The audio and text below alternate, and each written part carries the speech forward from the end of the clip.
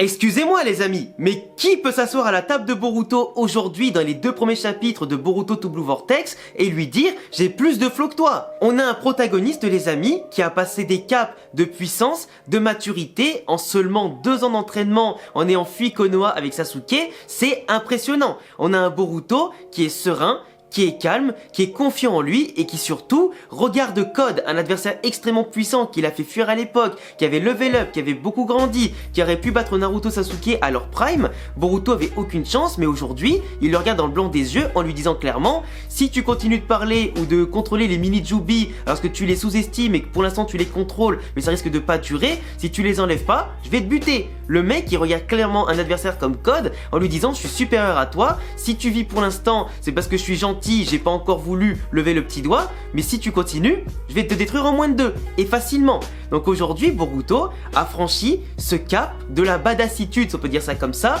du flow dans le caractère, le comportement, mais aussi dans toutes ses capacités. Déjà de base, on a vu, et en plus dans son discours de ce qu'il dit aussi à Sarada, sans même la regarder, en étant ultra serein, les pecs gonflés, le dos solide, et il lui dit clairement « t'inquiète pas, je t'expliquerai tout ce qui s'est passé, tout ce que je suis devenu et tout ce que je suis aujourd'hui, mais d'abord contente-toi de survivre et aider les blessés ». Le mec est devenu, dans son comportement, un véritable leader. Avant, au début du manga et l'animé, il était vraiment immature, forcément vu son âge, tout ça, et pour un garçon qui a grandi dans la paix, c'est normal. Mais après toutes les catastrophes qui sont passées, la disparition entre guillemets de ses parents, le fait qu'il a dû fuir Konoha, alors que de base, c'était quand même considéré comme le fils du Hokage, quelqu'un de gentil, qui avait fait beaucoup de choses quand même pour le village en seulement quelques temps. Naruto qui était le héros du village, qui de base était mal aimé. Là c'est Boruto qui était aimé pour finalement être détesté. Avec Kawaki et Boruto qui ont inversé leur vie à cause du pouvoir de Hada. Mais aujourd'hui, Boruto, avec tout ce qu'il a subi, a énormément grandi. Et moi je suis persuadé d'un truc,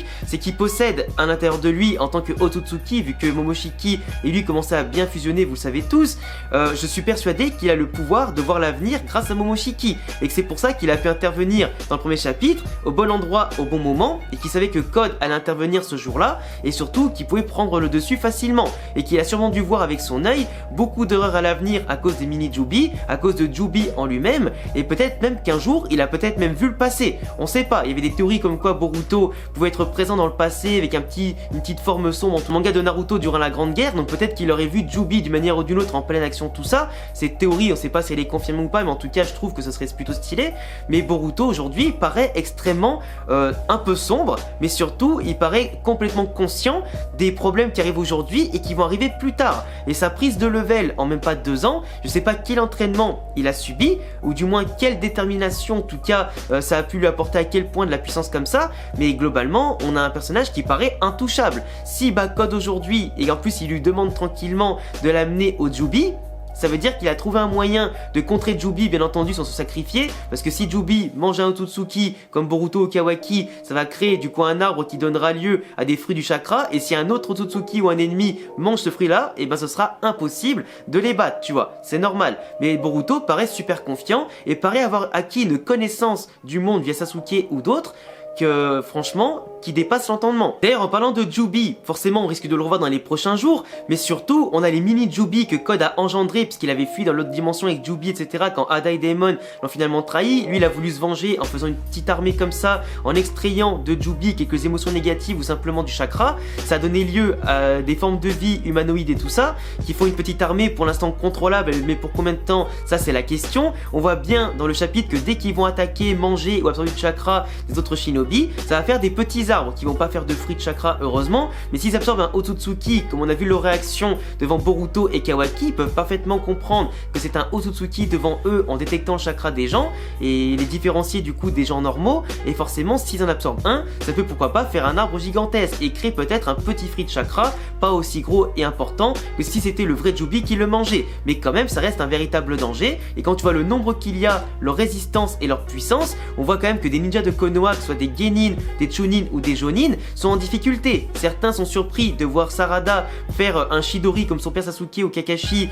et surtout les démolir petit à petit facilement, et du coup sachant que c'est qu'une Genin entre guillemets sur le papier, alors qu'elle a le niveau je pense d'une Chunin ou d'un Jonin, mais globalement on voit quand même que certains sont en difficulté. Même notre petit trio Inoshikasho est en difficulté, malgré leur puissance et leur complémentarité et leur technique intéressante pour stopper les adversaires, ils galèrent un peu. La fille de Shoji a failli se faire avoir, Inojin a failli se faire avoir aussi, même s'il en a transporté un pour sauver notamment la fille de Shoji. De l'autre côté, t'as Himawari qui a certes un gros potentiel, qui a dû bien progresser depuis pas mal de temps et Daemon avait décelé en elle une grande puissance. Bah pour l'instant elle est pas encore entrée en action, du coup on attend. D'ailleurs c'est marrant parce que Kawaki intervient pour la sauver aussi et attaquer les monstres pour régler un petit peu tout ça et regrouper tout le monde. Sauf que du coup à un moment donné elle appelle grand frère et celui-ci lui dit bien ne m'appelle pas comme ça parce que en réalité lui sait très bien que c'est pas son frère. Elle dans cette réalité elle pense que Kawaki est bien son grand frère, du coup elle comprend pas pourquoi il lui dit ça. Tout comme un peu dans le chapitre 1 quand t'avais Mitsuki qui commençait à douter petit à petit que toi Kawaki tu es le soleil qui m'amènera en tout cas au sommet, tu es la lumière qui me guide et que lui c'est son ombre entre guillemets tu vois, et que normalement c'est Boruto sa lumière, c'est pas Kawaki. Et même Mitsuki quand il a dit ça il a douté un petit peu en disant il y a quand même un truc qui cloche. Harada et Sumire, pour rappel, sont toujours en dehors notamment des pouvoirs de Ada, qui dans le chapitre 1 de Boruto to Blue Vortex avait dit est-ce que vous êtes bien sous mon pouvoir? Elle avait dit oui t'inquiète pas, personne ne peut y résister, tout ça. Et Ada et Daemon commençaient à en douter. Donc tu vois, ça commence petit à petit à se mettre en place. Il faut dire que les 2 premiers chapitres, c'était surtout de l'introduction pour te montrer ce qui était devenu globalement les gens 2 ans après la fin de Boruto. Pour passer à la partie Boruto to Blue Vortex, Shikamaru Hokage, c'était un excellent choix et le choix le plus légitime. Et moi je vous avais dit que pour moi Sarada sera le 9e Hokage et que ce sera pour moi la première Uchiwa de l'histoire à devenir Hokage pour mettre fin au cycle de haine et tout ça et relancer un nouveau cycle en étant en réussite par rapport à là où Madara par exemple ou Sasuke avait échoué par le passé, tu vois. Mais après Boruto pour l'instant n'a pas encore réveillé son œil, on le sait qu'il va le réouvrir plus tard dans le combat contre Kawaki par rapport au chapitre 1 de Boruto et l'épisode 1 et le foreshadowing qui a bien sûr montré. Mais globalement aujourd'hui Boruto, au-delà du Kenjutsu qu'il maîtrise parfaitement entre la technique du sabre, la vitesse d'exécution, la facilité à laquelle il les a découpés et surtout sans transpirer ni faire le moindre mouvement inutile, il nous montre un nouveau Rasengan, le Rasengan Uzuiko qu'il a dû développer du coup pendant les 2 ans de l'ellipse, qui montre un petit peu comme si c'était son Rasengan de base, une petite boule qui disparaît pour devenir invisible, mais pour le coup ça fait comme une aura qui va recouvrir son corps avec plusieurs mouvements, tout ça autour de lui, comme si ça allait l'aider à booster sa vitesse, sa puissance et sa défense, comme si c'était un peu le Rasengan ultime ou une sorte de revêtement de Rasengan. Je sais pas comment expliquer, pour l'instant sur la dernière case c'est encore un peu flou, mais on verra plus tard comment ça va se traduire dans les prochains chapitres, notamment dès le prochain. Mais surtout, moi la phrase qui m'a le plus fait kiffer, c'est comme il a dit à Code, il n'y a pas de remède pour les attarder. Tu veux pas m'écouter quand je te parle du danger des petits Jubi. À propos de Jubi et ton plan de base, je te dis que moi, de ce que je sais, qu'il nous attend qu'un avenir sombre, parce que voilà, il peut voir l'avenir, j'en suis sûr. Il nous attend un avenir très sombre et tout ça si tu continues comme ça, et pas qu'aujourd'hui. Globalement, c'est le protagoniste ultime. C'est peut-être le protagoniste ultime qui a peut-être le plus évolué dans sa mentalité après tout ce qu'il a vu de dramatique dans sa vie. La paix est terminée, là on rentre dans le vif du sujet où il n'y aura que combat, peut-être des guerres et désolation, avant bien sûr de retrouver la paix un peu plus tard à la fin de Boruto to Blue Vortex. Après les points qui restent encore à éclaircir dans les prochains chapitres sera bien sûr le combat entre Code et Boruto, voir si Code va bien sûr accepter d'amener Boruto devant Jubi, comment il va le sceller, comment il va mettre fin à cette menace, comment aussi on pourra retrouver Sasuke qui pour l'instant a totalement disparu et on sait pas du tout où il est, même si je suis persuadé actuellement qu'il mène une mission ailleurs et que globalement il y a beaucoup de choses qui peuvent se passer. On va réagir Boruto et Kawaki et inversement, ça va amener aussi à des situations incroyables. En plus moi je pense qu'on est parti pour encore facile 40, 50 ou 60 chapitres en tout cas dans cette partie là qui représente la moitié de l'œuvre, mais vraiment là on est parti pour l'instant sur 2 chapitres d'introduction qui te présentent les choses, qui t'amènent tout ça sur la table petit à petit, mais dès que ça va partir dès le prochain chapitre ou le 4e chapitre, ça va plus s'arrêter, monter dans le train Boruto, car on est en train de vivre un moment légendaire. Malgré les injustices, malgré les fléaux, qui est là pour sauver Konoha? C'est Boruto. Aujourd'hui il est de retour, tout le monde peut voir en temps réel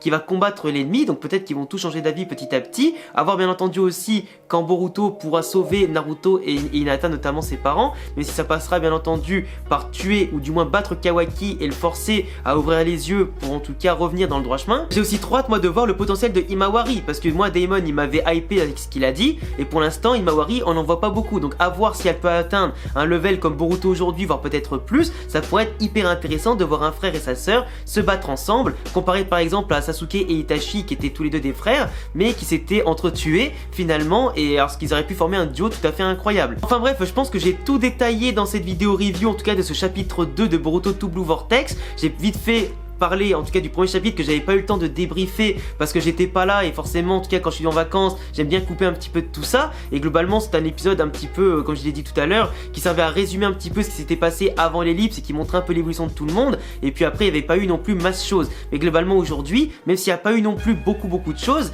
on rentre quand même petit à petit dans le vif du sujet et franchement moi Boruto il m'impressionne énormément et Kishimoto arrive à me faire monter la sauce petit à petit et j'ai déjà hâte d'être le mois prochain pour le chapitre 3. Je vous laisserai vous abonner, cocher la cloche les amis si vous aimez mes vidéos sur Boruto, si vous aimez simplement Naruto et Boruto qui est pour ma part en tout cas mon manga préféré. N'hésitez pas à vous abonner, cocher la cloche, le petit pouce bleu, mon Instagram et Twitter en description et à bientôt les gars pour prochaine vidéo. Ciao.